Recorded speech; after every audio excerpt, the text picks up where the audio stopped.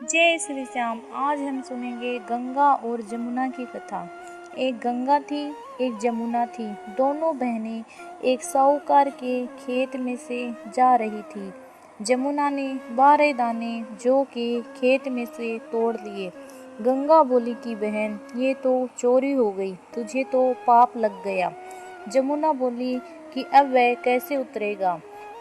गंगा बोली कि 12 बरस साहूकार के नौकरी करने से उतरेगा। जमुना साहूकार के यहाँ गई और बोली कि मुझे नौकरी पे रख लो। 4 काम छोड़कर मैं तुम्हारे सारे काम कर दूंगी।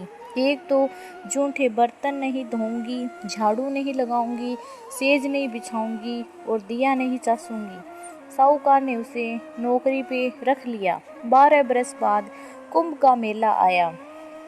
साहूकार और साहूकारनी मेले में जाने लगे तो जमुना ने उन्हें एक सोने का टक्का दिया और बोली कि वहाँ मेरी बहन गंगा है, उसको ये टक्का देना। ये कह देना कि बहन जमुना ने भेजा है। तो वह हाथ पसार कर गोरी गोरी बइयों में हरी हरी चूड़ियाँ पहनकर ले लेगी। वह लोग वहाँ जाकर सोने का टक्का देने लगे तो गंगा ने हरी हरी चूड़ियाँ गोरी गोरी बइयाँ हाथ पसार कर ले ली और बोली, मेरी बहन जमुना से कह देना कि अब तेरे 12 बरस पूरे हो गए हैं, अब तू आ जाए। साहूकार साहूकारनी घर आई। जमुना से बोले कि जमुना, तुम्हारी बहन ने कहा है तुम्हारे 12 बरस पूरे हो गए, अब तू आ जा।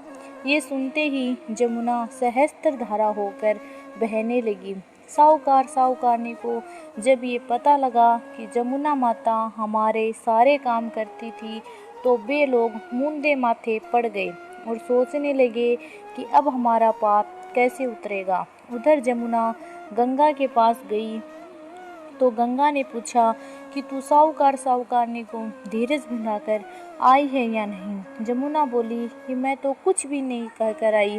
गंगा बोली कि उनको धीरज बंधाकर आ, नहीं तो उनको संतोष कैसे होगा। जमुना दोनों के सपनों में आई, बोली कि तुम उदास क्यों हो। वे बोले कि हमने तुम्हारे से ऊंचा नीचा सब काम कराया, अब हमारा पाप कैसे उतरेगा। जमुना बोली कि तुम्हारे खेत में मैंने 12 दाने गेहूं के तोड़ लिए थे, इसलिए मुझे दोष लग गया था।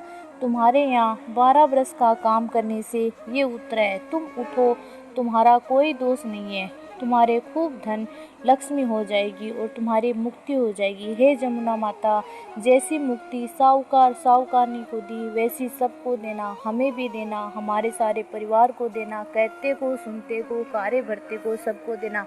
अगर आपको मेरी कहानी अच्छी लगे तो मेरे चैनल को सब्सक्राइब और कहानी को लाइक ज़रूर करें। जय श्री श्याम।